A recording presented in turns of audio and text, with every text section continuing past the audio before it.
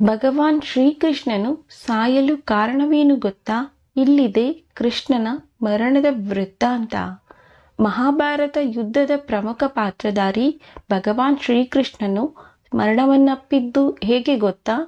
ಶ್ರೀಕೃಷ್ಣನ ಸಾವಿಗೆ ಕಾರಣವಾಯಿತೆ ಗಾಂಧಾರಿಯ ಶಾಪ. ಗಾಂಧಾರಿ ನೀಡಿದ್ದ ಶಾಪವಾದರೂ ಏನು? ತಿಳಿಯೋಣ ಭಗವಾನ್ ಶ್ರೀಕೃಷ್ಣನ ಸಾವಿನ ವೃತ್ತಾಂತ. ಮಹಾಭಾರತದ ಯುದ್ಧವನ್ನು ಮಹಾಯುದ್ಧವೆಂದರೆ ತಪ್ಪಾಗಲಾರದು.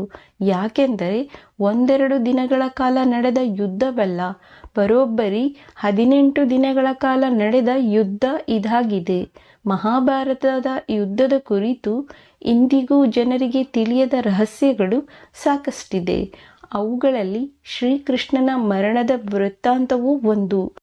ಮಹಾಭಾರತದಲ್ಲಿ ಶ್ರೀಕೃಷ್ಣನ ಪಾತ್ರ ಏನೆಂಬುದು ಸಾಮಾನ್ಯವಾಗಿ ಎಲ್ಲರಿಗೂ ತಿಳಿದಿರುತ್ತದೆ. ಆದರೆ ಶ್ರೀಕೃಷ್ಣ ಮರಣ ಹೊಂದಿದ್ದಾದರೂ ಹೇಗೆನ್ನುವುದು ಬಹಳಷ್ಟು ಜನರಿಗೆ ತಿಳಿದಿಲ್ಲ. ಮಹಾಭಾರತ ಯುದ್ಧದ ನಂತರ ಶ್ರೀಕೃಷ್ಣನು ಸಾವನ್ನಪ್ಪುತ್ತಾನೆ.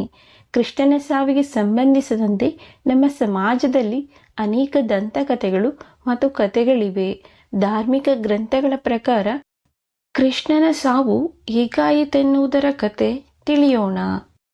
ಗಾಂಧಾರಿಯ ಶಾಪ. ಮಹಾಭಾರತ ಯುದ್ಧದ ಸಮಯದಲ್ಲಿ ದುರ್ಯೋಧನನು ಹತನಾದಾಗ ಆತನ ತಾಯಿ ಗಾಂಧಾರಿಯು ತನ್ನ ಮಗನನ್ನು ಕಳೆದುಕೊಂಡು ಚಿಂತೆಗೆ ಒಳಗಾಗುತ್ತಾಳೆ. ದುರ್ಯೋಧನನ ಸಾವನ್ನು ನೆನೆದು ದುಃಖಿಸುತ್ತಿರುತ್ತಾಳೆ. ಅದೇ ಸಮಯಕ್ಕೆ ಶ್ರೀಕೃಷ್ಣ ಹಾಗೂ ಪಾಂಡವರು ಗಾಂಧಾರಿ ಇದ್ದ ಅರಮನೆಗೆ ಬರುತ್ತಾರೆ. ಗಾಂಧಾರಿಯು ತನ್ನ ಪುತ್ರನ ಸಾವಿಗೆ ಕಾರಣರಾದ ಪಾಂಡವರನ್ನು ಕಂಡು ಕೋಪಗೊಳ್ಳುತ್ತಾಳೆ. ಗಾಂಧಾರಿಯನ್ನು ಸಮಾಧಾನಿಸಲು ಕೃಷ್ಣ ಮುಂದಾದಾಗ ಗಾಂಧಾರಿಯು ಕೃಷ್ಣನನ್ನು ಕುರಿತು, ನನ್ನ 100 ಗಂಡು ಮಕ್ಕಳು ಸಾಯುತ್ತಿರುವಾಗ ಭಗವಾನ್ ಶ್ರೀಕೃಷ್ಣನಾದ ನೀವಾದರೂ ಈ ಯುದ್ಧವನ್ನು ತಪ್ಪಿಸಬಹುದಿತ್ತಲ್ಲವೇ? ಇದೇ ನಿಮ್ಮ ದೈವಿಕ ಗುಣವೇ ಎಂದು ಕೋಪದಿಂದ ಕೃಷ್ಣನನ್ನು ಕೇಳುತ್ತಾಳೆ.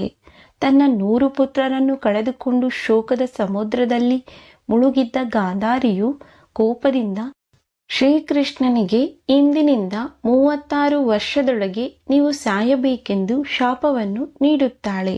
ನಿಮ್ಮ ಪ್ರೀತಿಯ ದ್ವಾರಕಾ ನಗರವು ಪ್ರವಾಹಕ್ಕೆ ತುತ್ತಾಗಲಿ. ಯಾದವ ವಂಶದವರು ಅಥವಾ ಯದುವಂಶದವರು ಹಾಗೂ ಕುರುವಂಶದವರು ಒಡೆದಾಡಿಕೊಂಡೇ ಸಾಯಲಿ. ಒಬ್ಬರು ಇನ್ನೊಬ್ಬರನ್ನು ಕೊಲ್ಲುವುದರ ಮೂಲಕ ನಿಮ್ಮ 2 ವಂಶವು ನಿರ್ನಾಮವಾಗಲಿ ಎಂದು ಶಾಪವನ್ನು ನೀಡುತ್ತಾಳೆ. ಯಾದವ ವಂಶದವರನ್ನು ಬೇರ್ಯಾವ ವಂಶದವರಿಗೂ ಕೊಲ್ಲಲು ಸಾಧ್ಯವಾಗದ ಕಾರಣ ಪರಸ್ಪರ ಅವರೊಳಗೆ ಕಲಹಗಳುಂಟಾಗಿ ಒಬ್ಬರನ್ನೊಬ್ಬರು ಒಡೆದಾಡಿಕೊಂಡು ಸಾಯುವಂತಾಗಲಿ ಎಂದು ಆಕೆ ನುಡಿದಳು. ಯಾದವ ಕುಲದ ಅಂತ್ಯ. ಆ ಸಮಯದಲ್ಲಿ ಯಾದವ ಕುಲವು ಅಭಿವೃದ್ಧಿ ಹೊಂದುತ್ತಿರುವ ಕಾಲವಾದರೂ ತಮ್ಮ ಅಧಿಕಾರದ ಮದದಿಂದ ಮಾದಕ ವ್ಯಸನಕ್ಕೆ ಒಳಗಾಗಿತ್ತು. ಸಣ್ಣ ಪುಟ್ಟ ವಿಷಯಕ್ಕೂ ಸಹೋದರರ ನಡುವೆ ಜಗಳವುಂಟಾಗಿ ಅದು ದೊಡ್ಡ ಯುದ್ಧಕ್ಕೆ ಕಾರಣವಾಯಿತು. ಯಾದವರು ಯುದ್ಧಭೂಮಿಯಲ್ಲಿ ಗಾಂಧಾರಿಯ ಶಾಪದಂತೆ ಪರಸ್ಪರ ಒಡೆದಾಡಿಕೊಂಡು ಸಾವನ್ನಪ್ಪಿದರು.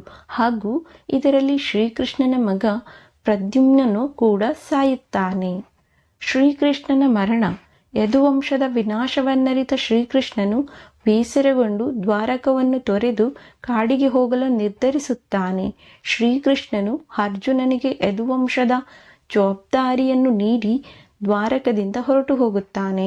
ನಂತರ ನೋಡುತ್ತಲೇ ಸಮುದ್ರದ ದೊಡ್ಡ ಅಲೆಯೊಂದು ಬಂದು ದ್ವಾರಕಾವನ್ನು ಅಪ್ಪಳಿಸಿ ಸಂಪೂರ್ಣ ನಗರವೇ ಜಲಾವೃತವಾಗುವಂತೆ ಮಾಡಿತು. ಇತ್ತ ಶ್ರೀಕೃಷ್ಣನು ಕಾಡಿಗೆ ತೆರಳಿ ಅಲ್ಲಿ ಧ್ಯಾನಕ್ಕೆಂದು ಕುಳಿತುಕೊಳ್ಳುತ್ತಾನೆ. ಅದೇ ಸಮಯದಲ್ಲಿ ಜರ ಎನ್ನುವ ಬೇಟೆಗಾರನೋರ್ವನು ಕೃಷ್ಣನ ಪಾದವನ್ನು ಜಿಂಕೆಯೆಂದು ತಪ್ಪಾಗಿ ಭಾವಿಸಿ ಕೃಷ್ಣನನ್ನು ತನ್ನ ಬಾಣದಿಂದ ಹೊಡೆಯುತ್ತಾನೆ. ಇದರಿಂದ ಕೃಷ್ಣನು ಧ್ಯಾನದಿಂದ ನೆಲಕ್ಕುರುಳಿದನು. ನಂತರ ಬೇಟೆಗಾರನು ಬಂದು ನೋಡಿದಾಗ ಅದು ಜಿಂಕೆಯಾಗಿರಲಿಲ್ಲ, ಬದಲಾಗಿ ಭಗವಾನ್ ಕೃಷ್ಣನಾಗಿದ್ದನು. ತಕ್ಷಣವೇ ಆತ ಕೃಷ್ಣನಲ್ಲಿ ಕ್ಷಮೆಯನ್ನು ಯಾಚಿಸುತ್ತಾನೆ. ಆದರೆ ಕೃಷ್ಣ ಯಾವುದೇ ಬೇಸರವಿಲ್ಲದೆ ಆತನನ್ನು ಕ್ಷಮಿಸುತ್ತಾನೆ. ನಂತರ ಅದೇ ಸ್ಥಳದಲ್ಲಿ ಶ್ರೀಕೃಷ್ಣನ ಆತ್ಮವು ದೇಹವನ್ನು ತೊರೆದು ಸ್ವರ್ಗವನ್ನು ಸೇರುತ್ತದೆ. ಸ್ನೇಹಿತರೆ, ಈ ವಿಡಿಯೋ ನಿಮಗೆ ಇಷ್ಟ ಆಗಿದ್ರೆ ದಯವಿಟ್ಟು ನಮ್ಮ ಚಾನಲನ್ನು ಸಬ್ಸ್ಕ್ರೈಬ್ ಮಾಡಿ, ಲೈಕ್ ಮಾಡಿ, ಶೇರ್ ಮಾಡಿ. ಇನ್ನಷ್ಟು ವಿಷಯಗಳೊಂದಿಗೆ ಮತ್ತೆ ಭೇಟಿಯಾಗೋಣ. ಧನ್ಯವಾದಗಳು.